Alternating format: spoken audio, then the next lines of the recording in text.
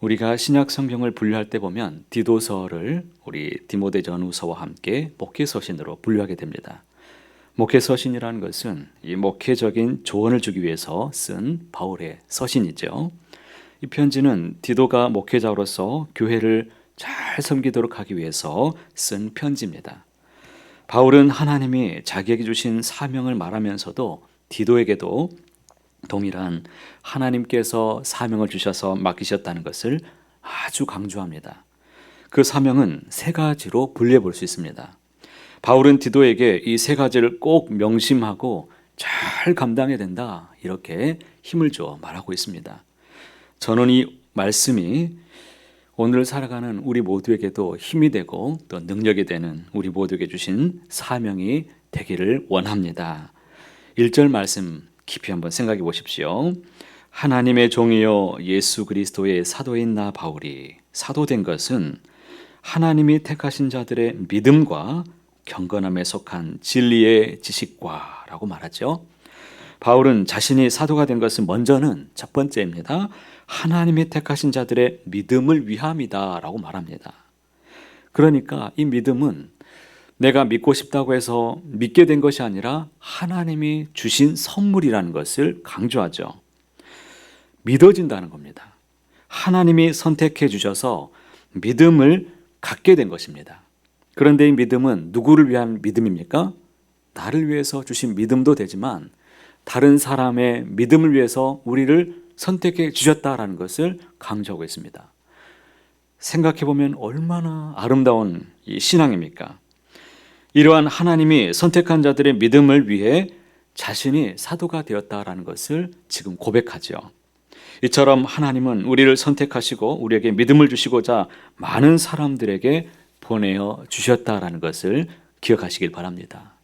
그러므로 내가 믿게 된 것은 하나님의 선택이 있었고 하나님이 보내주신 많은 사람들의 수고와 헌신과 기도가 있었다라는 것을 알 수 있습니다. 그러면 우리도 동일한 사명을 감당해야 된다는 것을 알 수 있습니다. 선교사나 목회자나 어떤 전도자뿐만 아니라 우리 모두는 누군가의 믿음을 위해서 보냄을 받은 자가 되어야 된다는 사실을 명심하시길 바랍니다. 그래서 내가 속한 가정, 내가 만나는 모든 이웃들, 관계 속에서 내가 살아가는 직장 관계 속에서도 우리는 누군가를 향해서 나에게 믿음을 주셔서 오늘도 내게 이 말씀을 주시고 힘을 주시는구나. 그들을 위해서 이런 사명을 감당하는 자로 보내주시기 위해서 주님이 나를 붙잡고 계시는구나. 이것을 꼭 기억하시길 바랍니다. 두 번째로는 1절을 다시 보면 바울이 사도가 된 것은 택하신 자들의 경건함에 속한 진리의 지식의 위함, 이렇게 말하죠. 경건이라는 것을 먼저 생각해 보십시오. 이 경건이라는 것은 다른 것이 아니라 하나님을 닮아가는 것을 경건이라고 말합니다. 하나님을 알아가면서 하나님의 성품을 갖게 되는 것입니다. 그러려면 무엇이 필요합니까? 진리의 지식, 하나님의 말씀이 우리에게 필요합니다. 우리는 예수님에 대한 지식을 통해서 하나님을 바르게 알아갑니다. 깊이 경험할 수 있습니다. 아는 것만큼 보여집니다. 그분을 닮아가는 것입니다. 그러므로 늘 성경을 가까이 하십시오. 말씀을 듣는 일에 힘쓰시기를 바랍니다. 이 말씀을 통해 우리는 예수님을 더욱 알아갈 수 있고 그 은혜를 경험할 수 있습니다. 그럴 때 우리는 진리의 지식을 알고 그 지식이 또한 다른 이들에게 전하는 삶을 살게 되실 것입니다. 세 번째는 2절에 보면 바울이 사도가 된 것은 무슨 소망이라고 강조합니까? 영생의 소망을 위해서라는 사실을 말합니다. 영생의 소망은 하나님 나라의 소망입니다. 우리 성도들이 가진 궁극적인 소망, 우리가 바라고 꿈꿔야 될 참된 것, 이것이 바로 영생의 소망입니다. 우리는 이 땅의 것이 영원하지 않다는 것을 잘 알고 있습니다. 그러므로 성도들이 이 땅의 것들에 흔들리지 않아야 됩니다. 영생의 소망으로 어려움도 이겨내고 승리할 줄도 알고 사람들에게 이 영생의 소망을 보여주는, 증거하는 삶을 살아가야 된다는 것이죠. 사도 바울은 이 세 가지를 자신뿐 아니라 누구에게도 맡기셨다라고 강조합니까? 디도에게도 맡기셨다라고 말합니다. 이것은 오늘 우리에게도 맡기셨다는 것을 강조한 것이죠.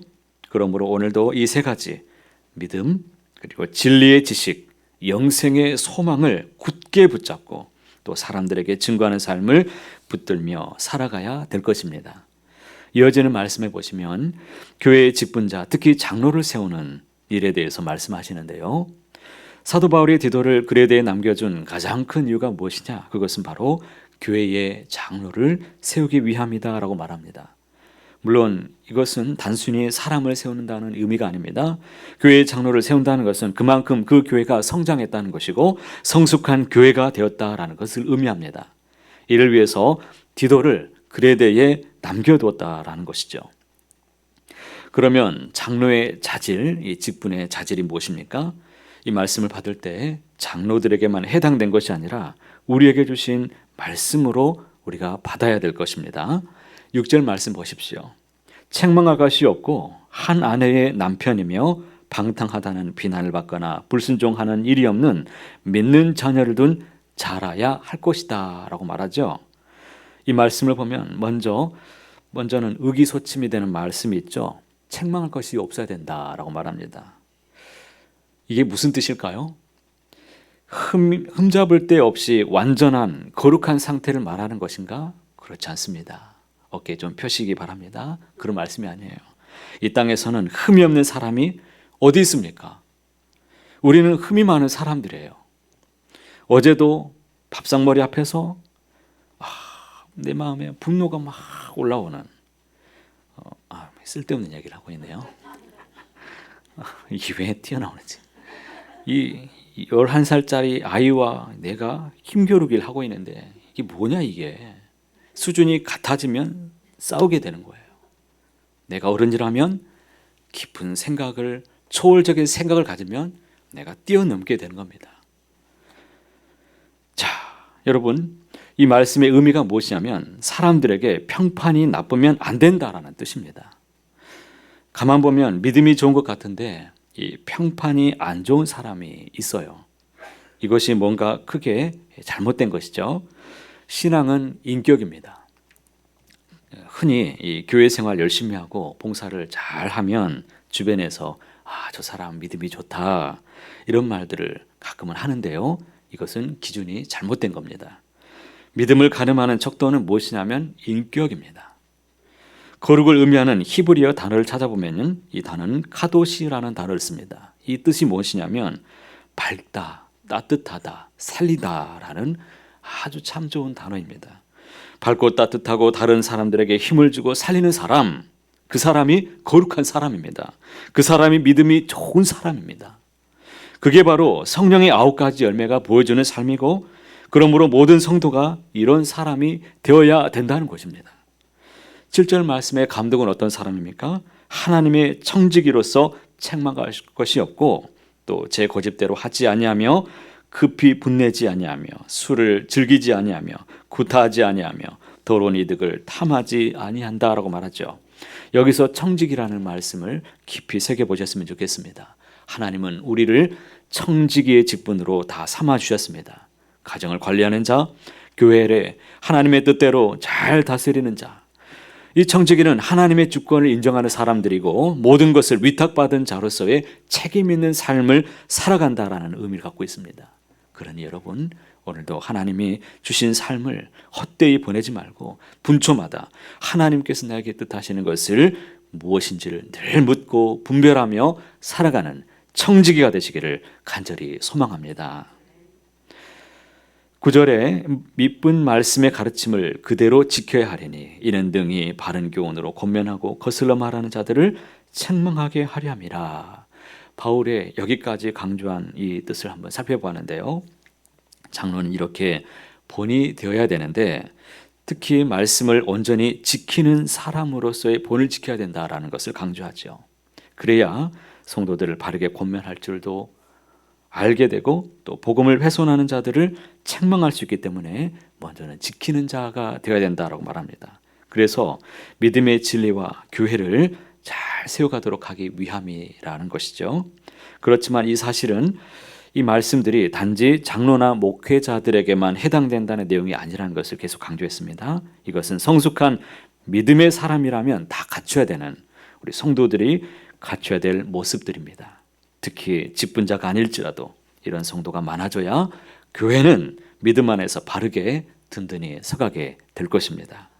그러므로 오늘 말씀이 우리 모두에게 해당되는 말씀이라는 사실을 기억하시면서 세 가지 기억하십시오. 믿음의 사람이 되십시오. 진리의 지식을 또 채우십시오. 영생의 소망을 굳게 붙들며 나아가시기를 바랍니다. 성숙한 신앙과 인격으로 다른 사람들에게 무엇보다도 믿음의 본을 보여주시며 살아가시길 바랍니다. 주변의 사람들에게 좋은 영향을 미치고 따뜻함과 선함으로 믿음의 말로 살리는 자로 여러분들이 귀하게 쓰임받는 저와 여러분 모두가 다 되시기를 높으신 주님의 이름으로 간절히 소원합니다.